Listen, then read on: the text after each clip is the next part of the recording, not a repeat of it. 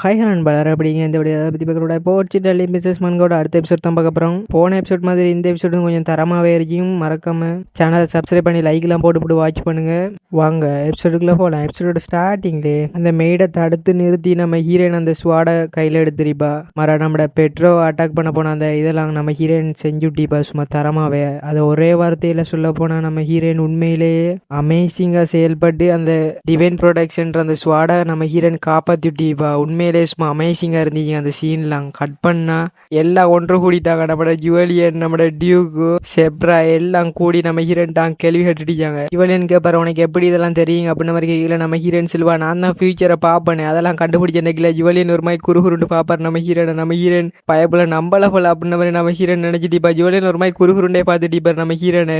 இப்படி தனியால இதெல்லாம் செஞ்சு அப்படின்ற மாதிரி அவருக்கு சந்தேகமா இருந்துச்சு. அப்ப நம்ம ஹீரோயின் சமாளிக்கிற விஷயமா சொல்லிடுச்சா, நான் வந்து கனவுல பார்த்தேன்னா ஜுவலியன் பேலஸ் பத்திக்கிட்டு எரிஞ்சிக்கா, அதெல்லாம் நான் கனவுல பார்த்து பிடிஞ்ச எலிசாவோட ஃப்ரெண்டா ஜுவலியன் பேலஸுக்குள்ள வந்தேன்னா அவ்வளோ அப்படியே சம்பவம் முடிஞ்சு அப்படின்ற மாதிரி நம்ம ஹீரோயின் பச்சை புள்ளி அடைஞ்சலிப்பா. ஜுவலியன் சந்தேகமாய் பார்த்துட்டிப்பார், என்ன இவ இப்படி பச்சை புழு விளையாட்டம் சொல்லிக்கிட்டு இருக்கா பொய்யாண்டு. அப்ப நம்ம ஹீரோயின் நம்பியிருப்பார் என்னாண்டு சொல்லிட்டுப்பா. நம்ம ஹீரோயின் ஆனால் அவர் நம்பி அடிச்ச மாட்டார். நம்ம ஹீரோயின் மண்டையை பிச்சுட்டுப்பா, இதெல்லாம் என்ன சொல்லி நான் நம்ப வைக்கிறேன் அப்படின்ற மாதிரி நம்ம ஹீரோனுக்கு சந்தேகமாவே இருந்துச்சு. இப்போ ஜுவலியன் சொல்லிப்பார், நான் உன்னைய நம்புறேன், அதுக்கு நீ அந்த ஸ்வாடை தூக்கா போ, இன்னொருக்கா ஸ்வாடு ஜொலிச்சிக்கிட்டு உன்னை நம்புறேன் நம்ம ஹீரோயின் நினைச்சு பாப்பா. இப்போ என் உடம்ப நம்ம சியோல் கட்டுப்படுத்திட்டு இருந்தேன். இப்போ அப்படின்னு பார்க்கல நம்ம சியோல் சொல்லுவாங்க, தூக்கு ஸ்வாட தூக்குடுவாங்க. அப்போ நம்ம ஹீரோயின், என்னடா நீ இப்படி சொல்ற அப்படின்ற மாதிரி தான் இருந்துச்சு. நம்ம ஹீரோனுக்கு எல்லாரும் முதுகுல குத்திட்டாவளா அப்படின்ற மாதிரி சொல்லிட்டு நம்ம ஹீரோயின் அந்த ஸ்வாடை போடுமா பதட்டத்திலேயே தூக்குவா. அவ்வளோ அந்த இடம் ஃபுல்லாக வெளிச்சம், அந்த ஸ்வாடு ஜொலிச்சிருச்சிங்க. நம்ம ஹீரோனுக்கே சந்தேகமாக இருந்துச்சு, எப்பட்றா அப்படின்னவே தான் இருந்துச்சு. நம்ம ஹீரோனுக்கு அந்த ஸ்வாடு ஜொலிச்சிருச்சு. அப்போ நம்ம ஹீரோயின் பாருங்க எல்லாம் பாருங்க, அந்த ஸ்வாடு ஜொலிச்சிட்டு அப்படின்னவே தான் இருந்துச்சு. நம்ம ஹீரோயின் பாய பொழுது பார்த்துட்டீவா.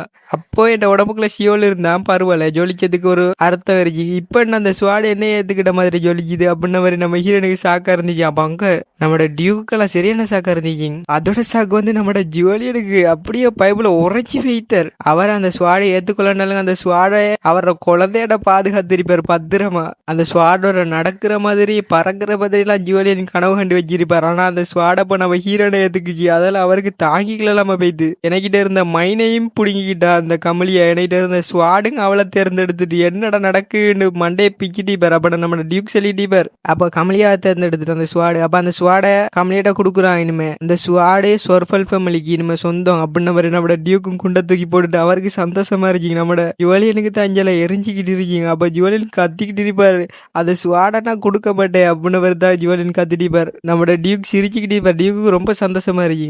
ஜுவலியன், நீ என் உசிரை வேண்டா எடுத்துக்கடா, அப்பா அந்த ஸ்வாடை மட்டும் கிடையிட்ட இருந்து பிரிக்கிறா அப்படின்னு ஜுவலியன் சொல்லிட்டு இருப்பார். அப்ப இந்த கூத்தெல்லாம் பார்த்தா டியூக்கு தான் ககப்பு கண்டு சிரிச்சிட்டு இருந்திருப்பார். ஜுவலியன் கடுங்கோத்துல என்னைய விட்டு போயிடாத அப்படின்ற மாதிரி ஸ்வாடை கட்டி பிடிச்சி அழுதுகிட்டு இருப்பார். அப்ப ஜுவலியன் மனசுக்குள்ள, ஜோசி இந்த ஸ்வாடை அதோட கொடுக்க போற ஏதாச்சும் ஜோசி ஸ்வாடன் எந்த ஃபேமிலிக்கு தான் சொந்தம் அப்படின்னு மாதிரி யோசித்துப்பட்டு அவருக்கு ஏதோ ஒரு ஐடியா மண்டையில முளைச்சியாட்டம் திருன்னு முழிச்சிட்டு இருப்பார். ஜுவலியன் என்ன நினைக்கிறார் அப்படின்ன மாதிரி பார்த்தா திரும்பி பாப்பாராங்களே.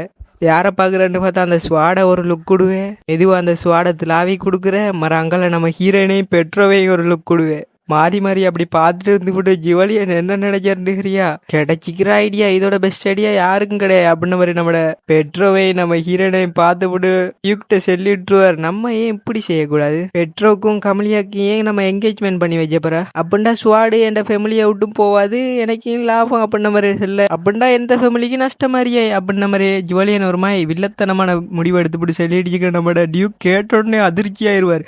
எது பெட்ரோக்கும் கமலியாக்கும் கல்யாணமான டியூக் எதையே யோசித்து பார்ப்பார். ஜுவலியன் பின்னால இருந்து சிரிக்கிற மாதிரி அவங்க ரெண்டு பேருக்கு என்கேஜ்மெண்ட் ஆகி அவங்க கமலியாவை தூக்கிட்டு போற மாதிரி, சீச்சி இந்த என்னமெல்லாம் என்ன மைண்டை விட்டு போ அப்படின்னு நம்ம டியூக் அடிச்சு திறத்திக்கிட்டு இருப்பார். அப்ப ஜுவலியனை பார்த்து என்ன வார்த்தைடா சொன்னா, டே உடைய கொல்லா போட மாட்டாடி அப்படின்ற மாதிரி டியூக் கத்திட்டு ஜுவலியன் அங்கெல்லாம் சிரிச்சிட்டு இருப்பார். டியூக் இப்படியெல்லாம் வார்த்தை பேசினா அப்படின்ற மாதிரி நம்மள ஆர்சியன் சட்டையை பிடிக்கிட்டோம் டியூக் பிடிக்கிடுவார் ஜுவலியன் சட்டையை. நீ என்ன எண்ணத்துல பேசிட்டீங்க, நீ கமலியாவே என்கேஜ்மெண்ட் பண்ணி வைக்கிறதா அப்படின்ற மாதிரி டியூக் கட்டுப்பாயிருவார். சொன்ன வார்த்தை என்ன பண்றேன் பாடுறான்னு கத்திட்டு எழும்புவார் டியூக். நம்ம செப்ராஹாங் அமைதியாரி அப்படின்ற மாதிரி நம்ம செப்ரா ஆறுதல் ஆறுதல் படுத்துவாருன்னு பார்த்தா சட்டைக்குல இருந்து கத்திய உருகி கொடுக்குறாரு. செப்புறம் அந்தடா அவனை குத்தி கொல்றாரு. விஷயத்த இங்கேயே முடிக்கிறு அப்படின்ற மாதிரி கத்தியை எடுத்து கொடுக்கும். அவங்க 2 பேருக்கு சரியான சாக்கு. என்ன என்னடா பொசுக்கூட கத்தியை தூக்கி கொடுத்துட்டா அப்படின்ற மாதிரி அவங்க அதிர்ச்சியில இருப்பாங்க. நம்ம ஹீரோயின் வேற அதிர்ச்சியில இருப்பா. இவர்கிட்ட இருந்து நான் இதை எக்ஸ்பெக்ட் பண்ணேன். கத்தியை எப்போ பாரு கையில வந்துட்டு திரியிறான் அந்த மனுஷன் அப்படின்ற மாதிரி நம்ம ஹீரோயின் நினைச்சிட்டு இருப்பா. அப்படியே அங்கே ஒரு ஃபன்னா கூத்து பேத்திருச்சுக்கல இங்கெல்லாம் ஹட் பண்ணா. அப்போ போட்ட பிளான்லாம் ஃபெயில் ஆயிட்டு அந்த ஸ்வாட் எடுக்கல நீங்க அப்படின்னா ஒரு வாட்டி நம்பிக்கை வேண்டி சொல்லி ஃபுல் பிளானையும் சொதப்பிக்கிட்டு வந்து நிக்கிறீங்க அப்படின்ன மாதிரி அங்க மேல இருந்து அந்த மாஸ்டர் மைண்டும் கத்திட்டு இருப்பாங்க. சோரி எங்களை மன்னிச்சிருங்க அப்படின்ன மாதிரி கெஞ்சி கேட்டுட்டு இருப்பான் அவர்கிட்ட. அப்போ அவன் ஒரு மாதிரி அந்த மாஸ்டர் மைண்ட் பல்ல கட்டிக்கிட்டு சொல்லிக்கிட்டு இருப்பான். போட்ட பிளான் எல்லாம் ஃபெயிலியர் ஆயிட்டு உங்களை நம்பி இதுக்கு மேலே வேலைக்காகாது அப்படின்ன மாதிரி அவனுக்கு சரியான கடுப்பாயிரும். எத்தனை எக்ஸ்கியூஸ்ல இருந்து எத்தனை இது உனக்கு எவ்வளோ மன்னிப்பு கொடுக்குற எனக்கே வெறுத்து போயிது அப்படின்ன மாதிரி அவன் சொல்லிட்டு அந்த மாஸ்டர் மைண்ட் போட்ட ஒரு பிளானுக்கும் பின்னால் அந்த கமெடியா சொர்ஃபல் யாரா எல்லா பிளான்லையும் குறுக்கெல்லாம் வந்துட்டு இருச்சு அப்படின்ன மாதிரி அவன் ஒரு மாதிரி நம்ம ஹீரோயினை டார்கெட் வச்சுப்பாங்க. இவனுங்க ஏற்றி விட்டுட்டு இப்போ அந்த அடியாளுங்க ஆமாம் அந்த கமெடியா எல்லாத்துக்கும் குடைச்சல் கொடுத்துட்டு அவளை பெஸ்ட்டு நம்ம எல்லாத்தாக்கணும் அப்படின்ன மாதிரி இவனு சப்போர்ட்டுக்கு ஏற்றி விடுவான் அவர்கிட்ட. அப்போ அவரும் கமெடியா சொர்ஃபல் அவளை நான் நேரில் மீட் பண்ணி ஆகணும் அப்படின்ன மாதிரி சொல்லிவிட்டு அவனு ஒரு மாதிரி மாஸ்டர் பிளானை போடுறான். கூடிய சீக்கிரம் மீட் பண்ணலாம் கமலியா சுர்ஃபல் அப்படின்ன மாதிரி சொல்றான். அவன் ஃபேஸை காட்டுறாங்க. கோல்டு கலர் ஹேர் வச்சுட்டு அவன் கட் பண்ணா. அந்த இடத்துல எல்லா பிரச்சனையும் முடிஞ்சு நிம்மதியான வாழ்க்கை. பர்கர் இருக்கு, டீ இருக்கு, எக்ஸ்ட்ரா ஸ்வீட் இருக்கு டீயோட தொட்டுக்கொள்றதுக்கு. எவ்வளோ பீஸ்ஃபுல்லா இருக்கேன்னா அந்த வாழ்க்கை அப்படின்ன மாதிரி ஒரு ஆள் பேக்ரவுண்ட்ல வாய்ஸ் ஓவர் கொடுத்துட்டு அந்த இடத்துல எல்லாரும் அழகா நிம்மதியா வாழ்ந்துட்டு இருக்காங்க. ஒரு டீ இருக்கு, வேறையா ட்ரிங்க்ஸ் இருக்கு, அந்த காஃபில இருந்து தயாரிச்சது அப்படின்ன மாதிரி பேக்ரவுண்ட் வாய்ஸ் ஒன்று கேட்டுட்டு அங்கே உள்ளாக்கள்லாம் அந்த ஹோட்டல்ல வந்து விரும்பி சாப்பிட்டுட்டாங்க. இது வந்து நம்ம ஹீரோன்ற ஹோட்டல் தான். அதுல எல்லாரும் மகிழ்ச்சியை சாப்பிட்டுட்டாங்க. நம்ம ஹீரோன்ற ஹோட்டல் வந்து ரொம்ப ஃபேமஸ் ஆயிட்டு இப்போ. அப்போ இவ்வளோ நேரம் பேக்ரவுண்ட் வாய்ஸ் யார் கொடுத்தன்னு பார்த்தா நம்ம ஹீரோயின் தான். பின்னால இருந்து இதெல்லாம் பேக்ரவுண்ட்ல பேசிட்டு இருக்கா.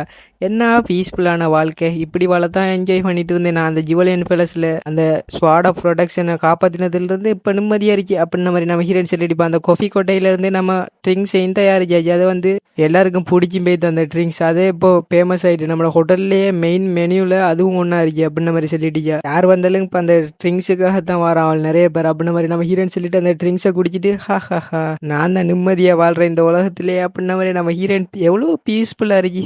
இதாண்டா வாழ்க்கை அப்படின்ன மாதிரி சொல்லிட்டு இப்போ நம்ம ஹீரோயின் மேல இருந்து டாப்ல இருந்து நம்ம ஹீரோயின் எல்லாத்தையும் பார்த்துக்கிட்டு இருப்பா. அந்த இடம் ஃபுல்லா அமைதியா பீஸ்ஃபுல்லா இருக்கு. நம்ம ஹீரோனுக்கு அது பிடிச்சிருச்சு. இப்போ கீழே அவ்வளோ ஆக்கள் இருக்கு. அங்க ஆக்கள் கூறதுக்கான காரணமே யார்டு வாத்தாட ஆர்சியன் அங்க எப்போ ஸ்வீட்டுக்கு அந்த ரிங்ஸுக்கு அடிமையா இருப்பான். ஆர்சியன் அதை குடிக்கிறதுக்காக வருவாங்க.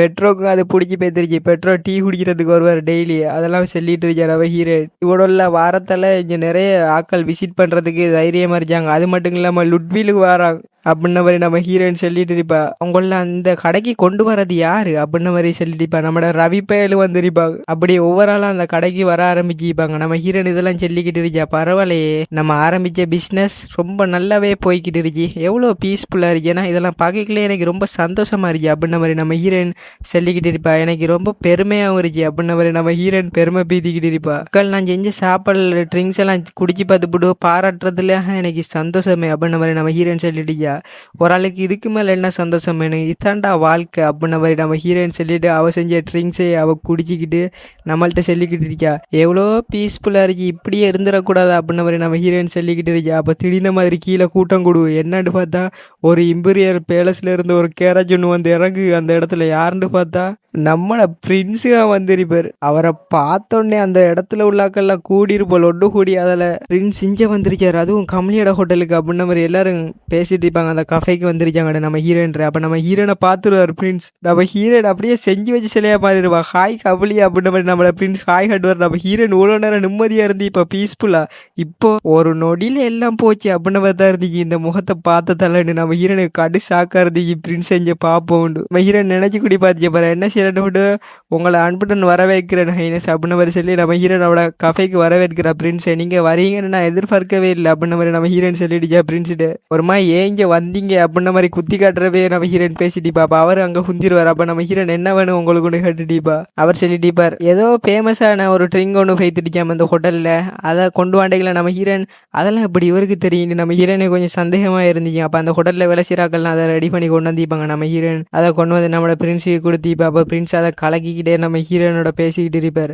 கமலி, அவனை கடைசியாக நான் மீட் பண்ணதே அந்த கிரேசி எம்பர்லேருந்து நான் மட்டும் தனியாக வரைக்கல. அவனை அங்கே விட்டுப்பட்டு வந்ததில் எனக்கு ரொம்ப கவலையாக இருந்துச்சு. என்ன செய்கிறேன், எனக்கு இங்கே பிஸ்னஸ் ரீதியில் நான் வந்துட்டேன் அப்படின்ன மாதிரி நம்மளோட பிரின்ஸ் சொல்லிட்டு இருப்பார். அது மட்டும் இல்லாமல் நான் அவனை தனியாக விட்டுட்டு வந்ததில் நிறைய பிரச்சனை வேற நடந்திக்கான். என்கிட்ட எல்லாத்தையும் சொல்லாமா அப்படின்ன மாதிரி கேட்கல. நம்ம ஹீரோன் என்னத்தை செல்ற அந்த ஆளுக்கு வந்து வெறுப்பேற்றிட்டுச்சான். காலங்காத்தில் அவ்வளோ பீஸ்ஃபுல்லாக வைத்துட்டு இருந்தீங்க. நாங்கள் கொஞ்சம் நேரம் கூட நிம்மதியாக இருக்கல, அதுக்கடையிலே வந்துட்டு அந்த ஆள் அப்படின்ன மாதிரி நம்ம ஹீரோன் எரிஞ்சு விழுந்துக்கிட்டு இருப்பா பிரின்ஸுக்கு மேலே. அப்போ அவருங்க நம்ம ஹீரோன் ஏதாச்சும் செல்வாண்டு குறுகுருண்டு பார்த்துட்டு நம்ம ஹீரோன் ஒன்றும் சொல்லிக்க மாட்டா. அவள் பிரின்ஸ் சொல்கிறார், நான் கேள்விப்பட்டேன் மேஜிக் டவரில் ஒரு சின்ன குழந்தை ஒன்று தேமி அழுதுகிட்டு இருந்திக்கா, நான் கேள்விப்பட்டேன் அப்படின்ன மாதிரி நம்மளோட பிரின்ஸ் செல்வார். எதை நோக்கமாக வச்சு சொல்லிச்சேன்னா நம்ம ஹீரோன் நம்மளோட ரவி, அந்த ரவிக்கு எக்ஸிடென்ட்டும் நடந்திச்சு, அதில் நம்ம ஹீரோன் அழுத்திருப்பா, அதை பற்றி சொல்கிறார். அப்போ நம்ம ஹீரோனை சுற்றி நிறைய நோபல்ஸ்லாம் இருந்திப்பாங்க, அதெல்லாம் கணக்கெடுக்காமல் நம்ம ஹீரோன் அழுதுகிட்டு இருந்திப்பா. அதை பற்றி சொல்லவும் நம்ம ஹீரோனுக்கு கடுப்பாகிருச்சு.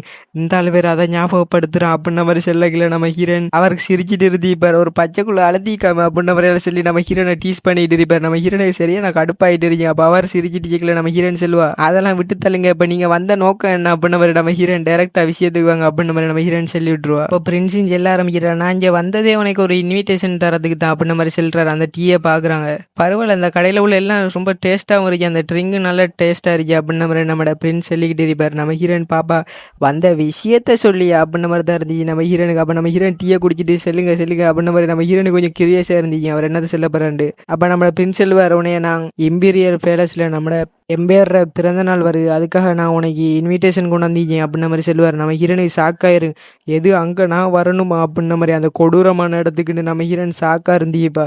ஏற்கனவே பேலஸில் நிறைய கூத்தெல்லாம் பேத்துட்டு இதில் பிறந்த நாள் பார்ட்டி ஒன்றும் அதில் நான் வேற வரணுமா அப்படின்ன மாதிரி தான் இருந்துச்சு. நம்ம ஹீரோன் ஷாக்காக பார்த்துட்டீப்பா, இந்த ஆள் என்ன நோக்கத்தோட வந்துருச்சேன்னு ஏரியாவே எனக்கு இன்விடேஷன் வேற கொண்டு வந்திருக்கான், இதுக்கு பின்னால் ஏதோ ஒரு மாஸ்டர் மைண்ட் வேலையை காட்டுறான் போல அப்படின்ன மாதிரி தான் இருந்துச்சு நம்ம ஹீரோனுக்கு. அந்த இம்பீரியல் பேலஸில் அவர பிறந்த நாளைக்கு நான் போனேன்டா, ஏதோ ஒரு பெரிய பிரச்சனையில மாட்டிக்கலுவேன் அப்படின்ன மாதிரி சொல்லிக்கல. நம்ம பிரின்ஸ் கையை காட்டி சொல்றாரு, ஹே அதை கொண்டு அப்படின்ன மாதிரி நம்ம பிரின்ஸ் சொன்னோடனே அங்கே ஒருத்தன் வந்துட்டான், பட்லர் கொண்டு அதை கொடுக்குறாரு. நம்ம ஹீரோயின் பார்த்துட்டு இருக்கா, என்னது அப்படின்ன மாதிரி பார்த்தீங்களா, பாக்ஸ் ஓப்பன் பண்ணி காட்டுறாங்க, அதில் ஒரு நெக்லஸ் தான் இருந்துச்சு.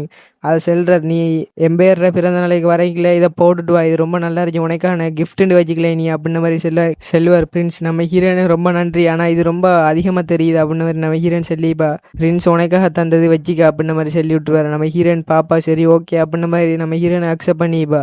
இருந்து நான் அந்த எம்பீரியல் பேலஸுக்கு வரத்தானா வேணுங்கிட்டு நம்ம ஹீரோனுக்கு உறுத்திக்கிட்டே இருந்துச்சு அந்த எம்பேரை வந்து மீட் பண்ணுறதுல. ஏதோ ஒன்று நினைச்சு நம்ம ஹீரோன் பயந்துட்டு இருந்துச்சு. அந்த இன்விடேஷனை பார்த்தாலே நம்ம ஹீரோனுக்கு ஒரு மாதிரி அள்ளு விட்டுட்டு இருந்துச்சு. ஆனால் அந்த சோகத்தெல்லாம் வெளியே காட்டிக்கலாமா நம்ம ஹீரோயின் சிரிச்ச முகத்தோடைய பிரின்ஸ்கிட்ட சொல்லிட்டு இருந்தீப்பா, சரி ஓகே நான் வாரேன், நீங்கள் ஒன்றும் கவலைப்படாங்க அப்படின்னு நம்ம ஹீரோயின் சொல்லி சமாளிச்சுட்டீப்பா. நம்ம ஹீரோயின் சிரிக்கிறத பார்த்தோன்னே அங்கால பிரின்ஸுக்கு சிரிப்பு வந்துடும், அவர் சிரிச்சுக்கிட்டு இருப்பார். நம்ம ஹீரோன்ற முன்னுக்கு மட்டும் தான் அந்த பிரின்ஸ் சிரிப்பார், மற்ற இடமெல்லாம் கோல்ட்டா நடந்துக்குள்வார் போல. அதை பற்றி நம்ம ஹீரோயின் ஜோசித்து பார்த்துட்டு இருந்தால் சிரிப்பார் அப்படின்னு மாதிரி தான் இருந்துச்சு நம்ம ஹீரோனுக்கு. அவர் ஒரு மாதிரி வலிஞ்சு பேசிட்டு இருப்பார். நம்ம ஹீரோன் நான் உன்னை எதிர்பார்த்து காத்துட்டு இருக்கேன் அப்படின்னு அவர் சொல்லிப்பார். அப்போ நம்மளோட பிரின்ஸ் சொல்லிப்பார், அப்போ அந்த அப்பா அந்த கிரேசி எம்பேர்ல உள்ள அந்த டியூக் அவர் ரொம்ப பவர்ஃபுல் தான் சொல்ல போனா அப்படின்னு மாதிரி சொல்லுவார். நம்ம ஹீரோயின் என்ன அப்படின்னு நம்ம ஹீரோனுக்கு அப்பா மிஸ்டேக் ஆகும், இவருக்கு அப்படி விஷயம் தெரியும் அப்படின்னு மாதிரி தான் இருந்துச்சு நம்ம ஹீரோனுக்கு. அப்போ நம்ம ஹீரோயின் என்னன்னு கேட்கல, அவருங்க என்னன்னு கேட்பார். அப்போ செல்வார், இந்த ரியாக்ஷன் இதைத்தான் நான் எதிர்பார்த்தேன் அப்படின்னு மாதிரி செல்வார். ஃபேபிள் எம்பேர்ல என்ன தகவல் சேகரிக்கிறே வந்து அவ்வளோ கஷ்டம் நான் நினைச்சிட்டு, அங்கே என்ன நடந்தாலும் உடனே தகவல் வருங்க அப்படின்னு மாதிரி பிரின்ஸ் செல்வார். அப்போ நம்ம ஹீரோனுக்கு ஷாக்காக இருந்துச்சு, என்னது அப்போ அந்த டியூக் எக்ஸ்ட்ரா ஹேண்ட் அப்பான்றது அப்படின்னு மாதிரி நம்ம ஹீரோயின் இழுத்துக்கிட்டு இருந்தீப்பா. அப்போ பிரின்ஸ் செல்வர் ஆமாம் தகவல்லாம் உடனே அந்த நாட்டுக்கு வந்துருக்கீங்க, ஏங்க நம்மளோட டியூக்குக்கும் தெரிஞ்சிருக்கீங்க அப்படின்னு மாதிரி நம்மளோட பிரின்ஸ் செல்வர் நம்ம ஹீரோனுக்கு தூக்கி வாரி போட்டுருவோங்க. நம்ம ஹீரோனுக்கு அல்ல இல்லை, பிரின்ஸ் சிரிச்சுக்கிட்டு இருந்தீப்பார் நம்ம ஹீரோனை பார்த்து. உன்னோட ரியாக்ஷனை பார்த்தாலே விளங்குது நீ ஏதோ ஒரு பெரிய சிக்கல்ல இருக்கேன்னு. நம்ம ஹீரோனை பார்க்கணுமே பேடிச்ச மாதிரி இருந்தீப்பா நம்ம ஹீரோயின். அப்பா நம்ம ஹீரோனுக்கு மிஸ்டேக் ஆகுது நினைச்சு பார்க்குறான் நம்ம ஹீரோயின், ஒரு வேலை இருக்குமோ இந்த விஷயம் எக்ஸ்ட்ரா ரெண்டு அப்பா பயாலஜிக்கல் அப்பான்னு தெரிஞ்சதெல்லாம் நம்மட டியூக்கெல்லாம் ஆண்டு சாப்பிட்ற டைம்ல கிரேசியான்ற பேரை இழுக்கைக்குள்ளேயே பாய மூடுற மாதிரி வச்சாங்களோ அப்படின்னு மாதிரி நம்ம ஹீரோனுக்கு இப்போ சாக்காரதிக்கு. அப்போ விஷயம் தெரிஞ்சுட்டு தான் பயப்பில் எல்லாம் அமைதியா இருந்திருக்கேனா, இது தெரியாம போச்சு நம்ம ஹீரோனுக்கு. அப்போ சரியான சாக்கா இருந்தீங்க. அப்போ நம்ம ஹீரோன் என்ன பண்றேன்னு தெரியாம அடிச்சு இடம் முழிச்சிட்டிப்பா, போச்சே எல்லாம் போச்சே அப்படின்னு தான் இருந்துச்சு. நம்ம ஹீரோன் தலையை பிச்சுட்டு இருந்தீப்பா, நான் இப்போ என்ன செய்வேன் அப்படின்னு மாதிரி ரவிக்கு விஷயம் தெரிஞ்சிருச்சுமே அப்படின்னு மாதிரி நம்ம ஹீரோனுக்கு சாக்கா இருந்துச்சு. அதெல்லாம் பயப்புல எல்லாம் ஒரு மாதிரி ரியாக்ஷன் கொடுக்குறாங்களான்னு நம்ம ஹீரோன் கத்திட்டு